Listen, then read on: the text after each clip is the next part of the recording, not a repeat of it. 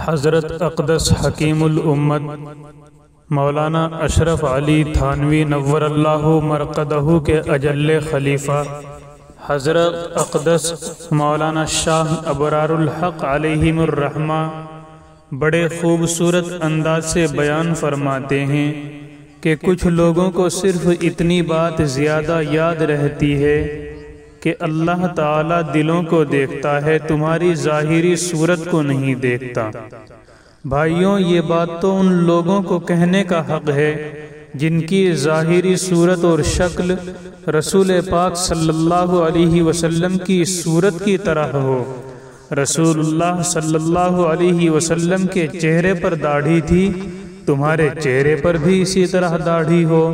تمہاری زندگی رسول اللہ صلی اللہ علیہ وسلم اور صحابہ کرام رضی اللہ عنہم کی زندگی کی طرح ہو، تب تو تمہارا یہ کہنا مفید ہے کہ اللہ تعالیٰ دلوں کو دیکھتا ہے، ظاہر کو نہیں، ورنہ تمہارا یہ کہنا خود تمہارے لیے ہلاکت کا باعث بنے گا۔ اس کی مثال یوں سمجھو کہ کوئی کبوتر ہے، اس کا ظاہر اس کا پر ہے اور اس کا باطن اس کا گوشت، اس کی ہڈی اس کا پورا جسم ہے۔ اب اگر اس کا پر کاٹ دیا جائے تو اس کے جسم پر کوئی اثر نہیں پڑے گا، اس کو کوئی تکلیف نہ ہوگی، لیکن کیا وہ اپنے آپ کو دشمنوں سے بچا بھی سکتا ہے یا نہیں؟ ہر شخص اس بات کو آسانی سے سمجھ سکتا ہے کہ اس کبوتر کی ظاہری صورت بدل جانے کی وجہ سے وہ اپنے آپ کو دشمنوں سے حفاظت نہیں کر سکتا، کہ ہوا میں پرواز کر کے بھاگنے پر قادر نہیں، دشمن آسانی سے اسے پکڑ کر کھا جائے گا۔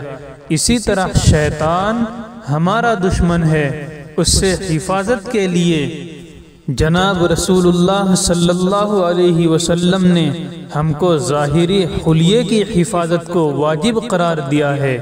لہذا جس طرح ظاہر کی حفاظت نہ ہونے کی وجہ سے ایک کبوتر ہلاکت تک پہنچ جاتا ہے، اسی طرح ظاہری حلیے کی حفاظت نہ ہونے کی وجہ سے ہم کو بھی شیطان ہلاکت تک آسانی کے ساتھ پہنچا سکتا ہے۔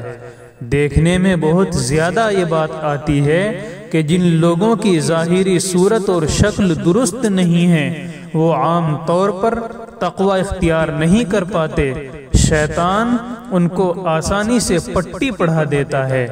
ہم یہ نہیں کہتے کہ جن لوگوں کا ظاہری حلیہ صحیح ہے وہ 100% متقی ہیں، بلکہ ان میں سے بھی بعض برائی میں مبتلا ہو جاتے ہیں، مگر کم ہوتے ہیں۔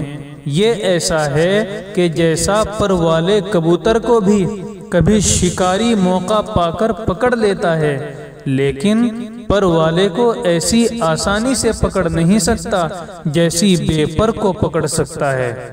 آپ اس کا سروے کر کے دیکھیں، جتنے مسلمان سینما ہال میں سینما دیکھتے ہیں ان میں ظاہری حلیے کے اعتبار سے باشرع کتنے ہوتے ہیں اور بے شرع کتنے ہوتے ہیں؟ 5% بھی مشکل سے باشرع مل سکتے ہیں اور 95% آپ کو بے شرع ملیں گے۔ اسی طرح شراب خانوں کا سروے کریں گے تو 99% بے شرع اور بے داڑھی کے ملیں گے، 1% بھی داڑھی والا مشکل سے ملے گا۔ لہٰذا اگر 99% بھی شرعی داڑھی رکھ لیا ہوتا تو شراب خانے میں ان میں سے بھی بجائے 99% کے صرف 1% رہ جاتا، اور سینما ہال میں بجائے 95 کے 5% یا اس سے کم ہو جاتا۔